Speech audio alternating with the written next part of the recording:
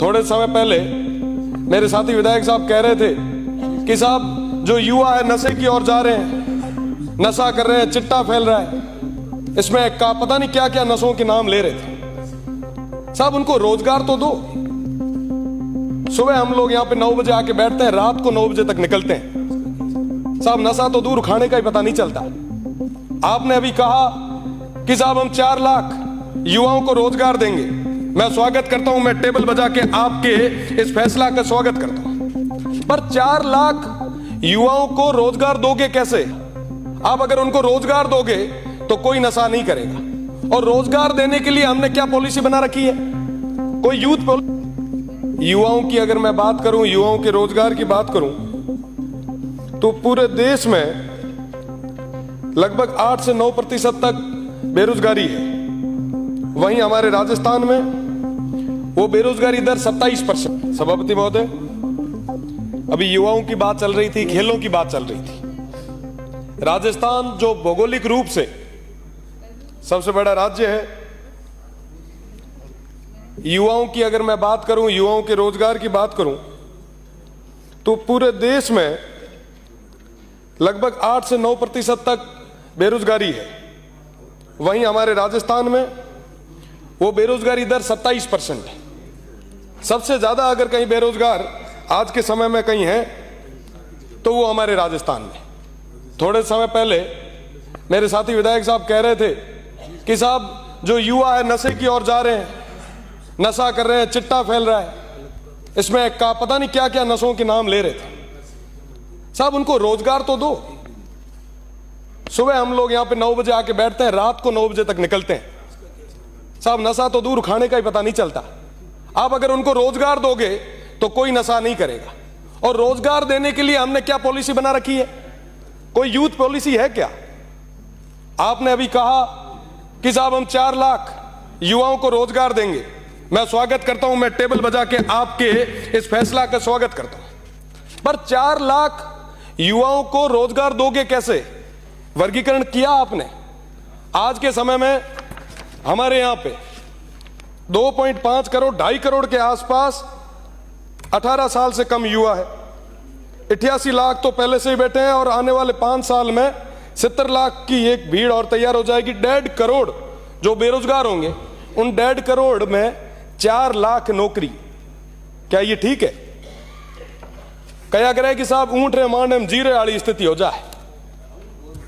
हमें नए संसाधन डेवलप करने पड़ेंगे हर क्षेत्र में। उसके लिए हमें सभी को मिलकर काम करना पड़ेगा। मेरा निवेदन कि यूथ पॉलिसी बनाई जाए। यूथ पॉलिसी पे हम सब मिलकर काम करते हैं।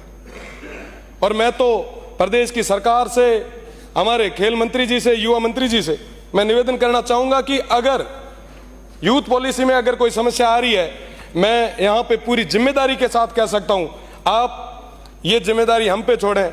आने वाले 7 दिन में यूथ पॉलिसी बना के आपके सामने रखेंगे, इस सदन के सामने रखेंगे, ये विश्वास के साथ कह रहा हूं। साहब अभी खेलों की बात हो रही थी।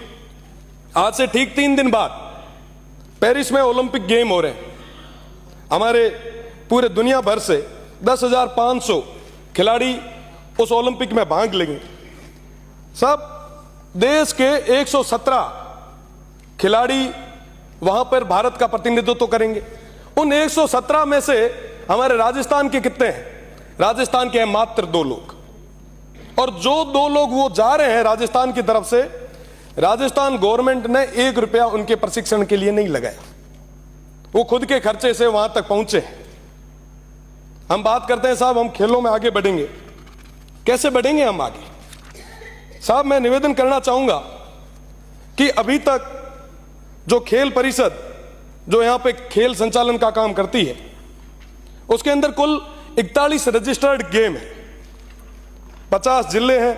अगर एक जिले में 41 लोग लगाए जाए तो लगभग 2050 के आसपास प्रशिक्षकों की हमें जरूरत है।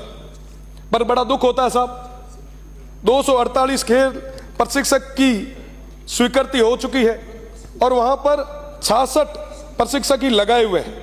लगभग 182 पद खाली पड़े हैं। एक भी अपने पास कोच नहीं है। बहुत गंभीर स्थिति है खेलों की। मैं निवेदन करना चाहूंगा हमारे रजत विजेता कर्नल राज्यवर्धन सिंह जी साहब से, जो कि खेल मंत्री है, साहब बिना द्रोणाचार्य के अर्जुन तैयार नहीं हो सकते।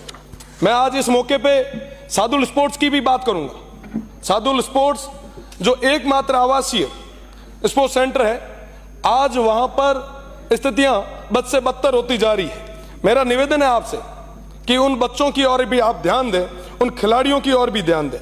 पिछले 16 साल से उन खिलाड़ियों को भोजन भत्ते के रूप में 1 रुपया भी इजाफा नहीं किया गया है। 16 साल में महंगाई तो बढ़ गई, पर आज भी उनका भोजन भत्ता वो वैसा का वैसा है। आप देखेंगे कि साहब 50 डिग्री टेम्परेचर में भी वो खिलाड़ी, वो हमारे छोटे भाई जो आने वाले समय में